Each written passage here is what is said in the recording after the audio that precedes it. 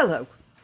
Well, if anyone's been wondering what has been happening to me over the past few days, because normally my output is about every second day, and on this occasion, I think I've missed maybe 3 days, it's because I've been sitting with my head in my hands, well, grieving in many ways about the Millwall fiasco.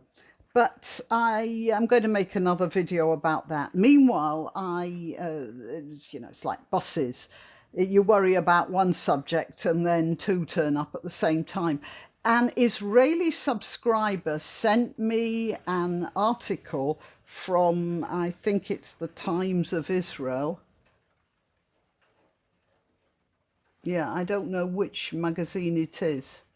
But, oh yeah, the Times of Israel. And it's talking about, and it's really weird English. I might just read it to you, or I might put some of it up here, but some of it's slightly, well, I think probably machine translation.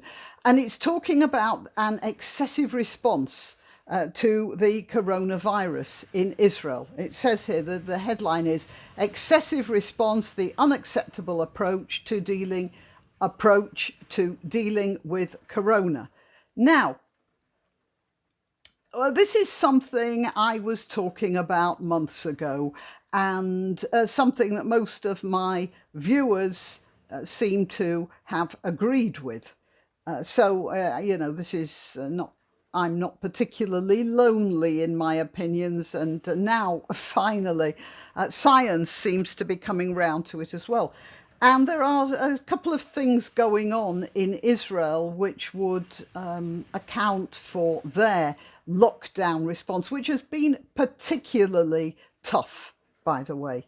And I think the first and most important aspect of the Israeli lockdown has to do with Benjamin Netanyahu, who is having political problems and has seized upon this lockdown as a means of suppressing debate and suppressing opposition. So you can see here in microcosm what's happening in many other parts of the world, but in a very concentrated way.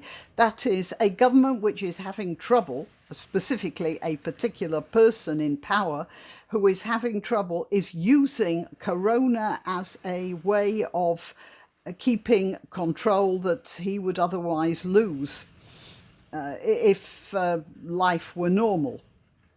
So that's the first thing.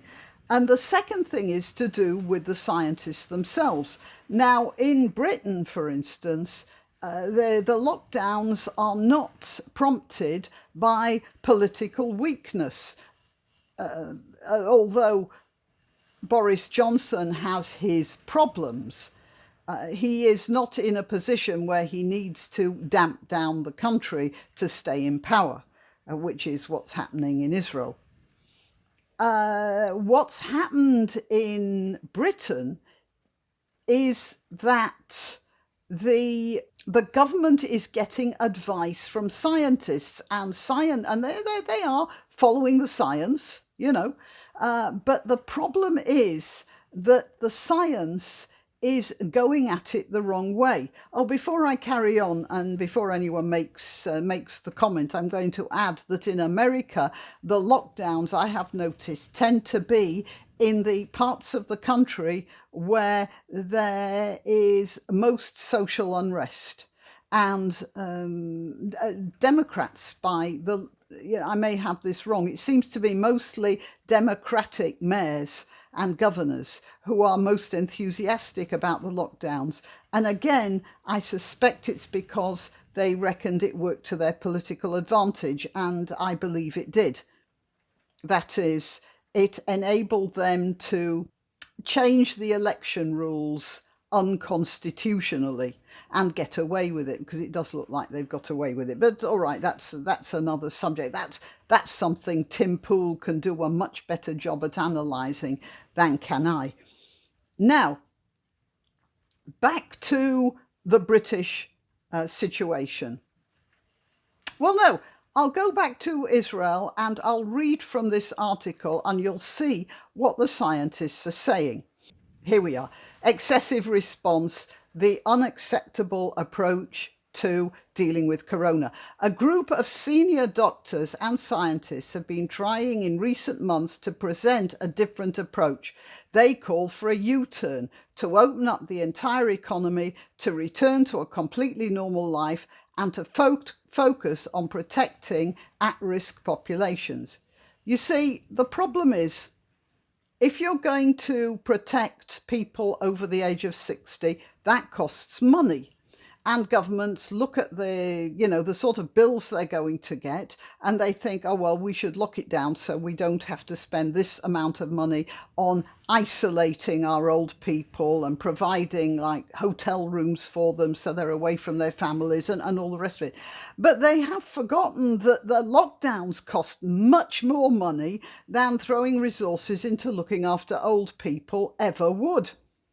And this is where the sums are wrong. Anyway, let's get back to the Israeli article. You see it's dated December the 11th. This week, the government excelled in zigzagging corona. Yes, nightly closure, no nightly closure. Yes, Hanukkah restrictions, no Hanukkah restrictions. In this mess, there is one line that guides dealing with the corona along the way. When the morbidity goes up, close. When the morbidity goes down, openers. Well, open. This is the essence of the policy that led to the collapse of tens of thousands of businesses and the loss of livelihoods of about 1 million Israelis. It's caused tremendous social problems in Israel, and it is causing all sorts of social problems in Britain, and no doubt, well, certainly in America as well.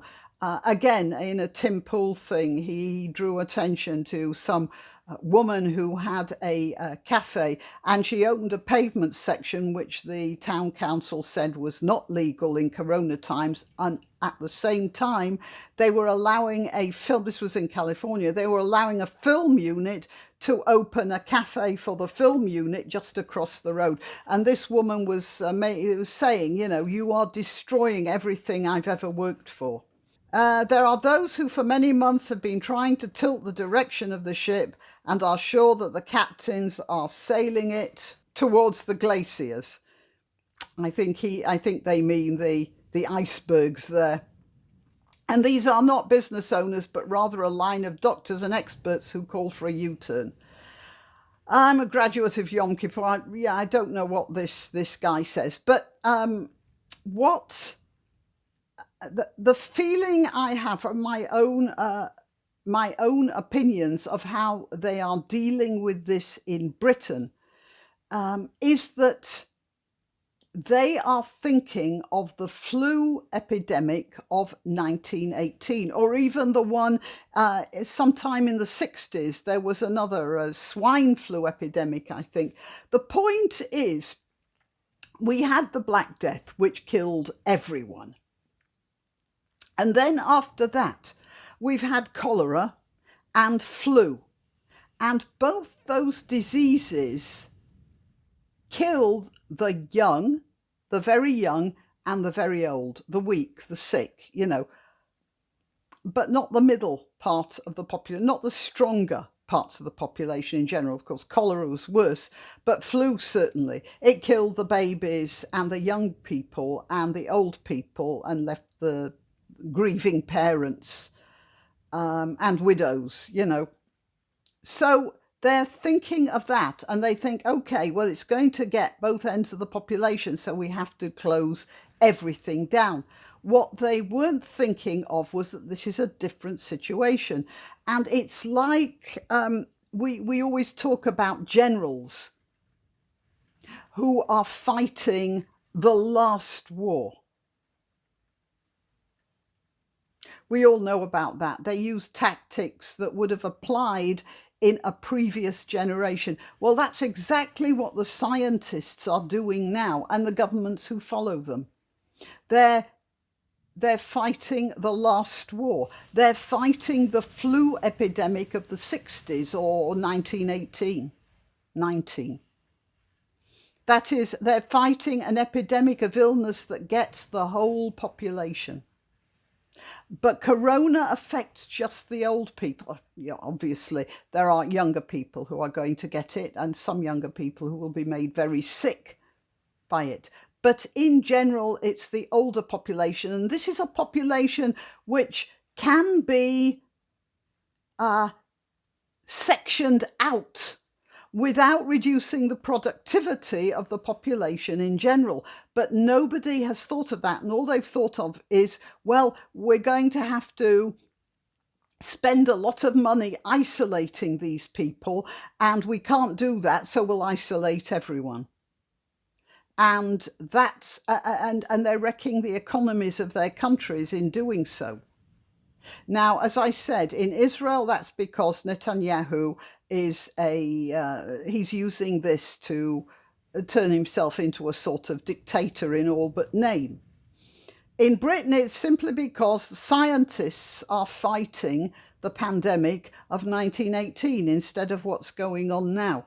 And yeah, that's it. So the Israelis are waking up to this, at least even in this weird English this guy is using. You can see that several doctors are saying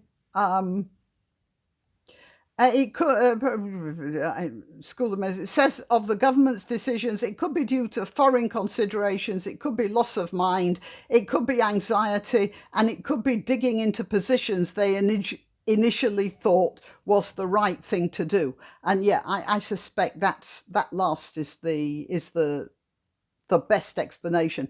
The scientists were thinking of previous pandemics, suggesting a course of action, and then governments followed that course of action and are now basically too embarrassed to say, well, we got that wrong, and all you people who've lost your businesses, sorry, my bad, let's carry on now. They don't feel able to do that. Why not treat yourself or a favoured relative or friend to these magnificent examples of merch? The mugs and t-shirts come in the Graniopteryx design or Granbo with a firearm or the more deadly knitting needles. Go to www.graniopteryx.com and whatever platform you're watching this on, please click like, subscribe and share.